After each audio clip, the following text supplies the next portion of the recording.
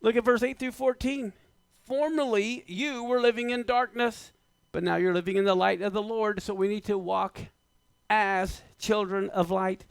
We're talking about we're trees and we're to produce fruit. And this is the month God's looking at our fruit.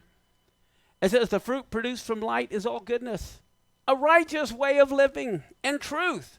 So prove by experience what is pleasing to the Lord. And then it says, avoid unproductive actions that are associated with darkness. But what's our job? To turn on the lights and expose them for what they are. Then he says, actually, it's even disgraceful to talk about the wrongdoings of such people that they're doing in secret. Remember earlier in the Torah portion, we need to set judges upon ourselves. We need to be appointing officers at all of our gates. And right here, that's what it says. People do things in secret and thinks nobody's watching. It says, everything being reproved becomes visible under the light, because everything that is revealed is light.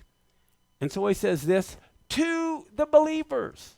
Because of this, it says, wake up, you sleeper. Rise from the dead, the anointed one will shine upon you. Sleep is always equal to death a lot of times. It's not now I lay me down to sleep, but those who sleep in the dust of the earth. And here he's saying the body of Messiah needs to be resurrected from the dead. Matter of fact, it says, wake up, you sleeper here in Ephesians. Did you know that comes from the book of Jonah? Look at Jonah 1. Jonah had gone down into the sides of the ship, and he lay down, and he was what? He's supposed to be the prophet that's going to the nations and telling them to repent, and he said he's sleeping. So the shipmaster comes to him and says to him, what meanest thou, O sleeper? Arise, call upon your God, if so be that God will think about us, that we don't perish. So here we see he's speaking to his body, his prophets, his people. They're the ones who are dead asleep. As a matter of fact, going back to the Song of Songs and the bride, we find she's asleep again. Here we are, chapter 5, verse 2 through 4. She even says, I sleep. If you look at the Hebrew, that Hebrew word for sleep there is the same Hebrew word for those who sleep in the dust of the earth. It's not now I lay me down to sleep here. The Hebrew word is a different Hebrew word for just sleeping. So again, here, the bride realizes she's almost dead. She goes, but my heart is beating at least. It's like the bridegroom's going to come and do CPR on her, you know. And so it says, oh, my heart is awake. And then she goes, hearken, it's the voice of my beloved that is knocking, saying, open to me, my sister, my love, my dove, my undefiled, for my head is filled with what? Dew always speaks in the Bible of the resurrection of the dead. Here she's at the point of death. And he is saying, my head is filled with dew, my locks with the drops of the night. Open the door. But it's not so he can get out of the rain. It's so she can come into the rain and the dew and be resurrected from the dead. But look at her response. I've taken off my coat. You want me to put it back on? I've washed my feet. You want me to go get them dirty? And then she says, my beloved put in his hands by the hole of the door. Oh, my bowels are moved for him.